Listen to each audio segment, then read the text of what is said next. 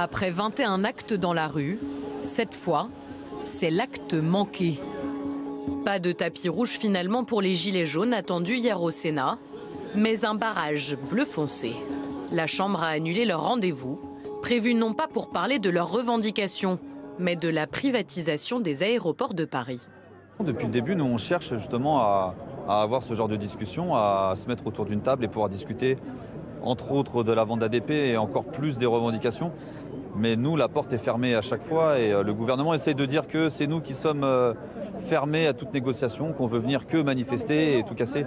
Absolument pas. On n'est pas des sous-hommes, on est des citoyens et on est assez intelligent pour aller voter et élire ces gens-là, mais on n'est pas assez intelligent pour avoir une opinion sur les décisions qui seront prises nous concernant. Ils ne sont pas arrivés les doigts dans le nez pour parler d'un sujet aussi important.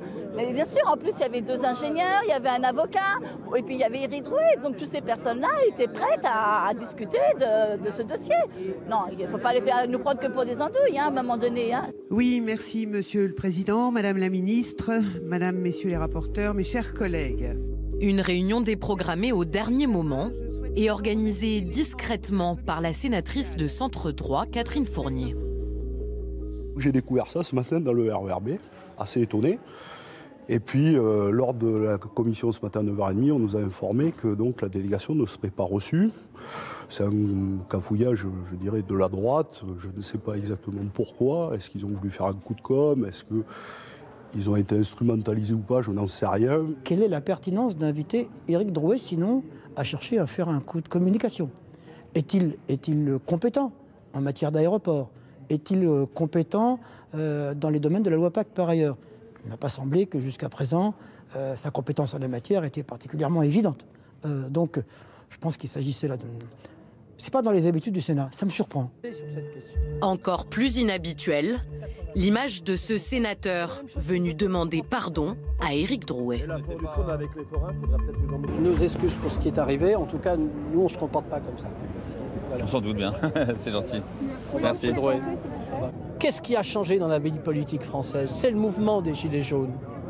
Et pourquoi ne pas les entendre sur une question aussi importante que la privatisation d'un des plus grands aéroports du monde? Ces sénateurs ne sont surtout pas là par hasard.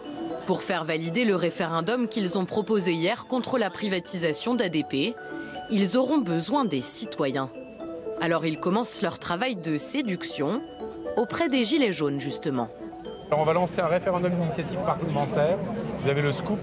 C'est la première fois qu'on passe le cap des 185 parlementaires. Depuis ce matin, on sait qu'on est plus de 200 parlementaires à signer. Donc il nous faudra maintenant 4,7 millions de signatures.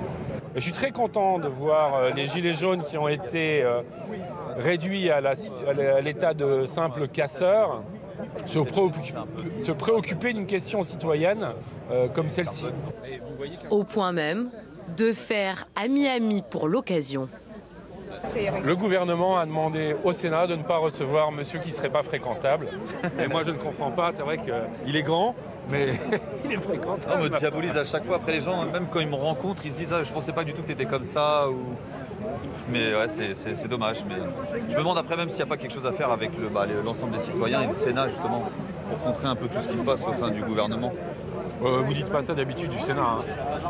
Bah, en tout cas on le pense de plus en plus. Une alliance entre parlementaires et Gilets jaunes. Qui sait, avec un adversaire commun, tout est possible.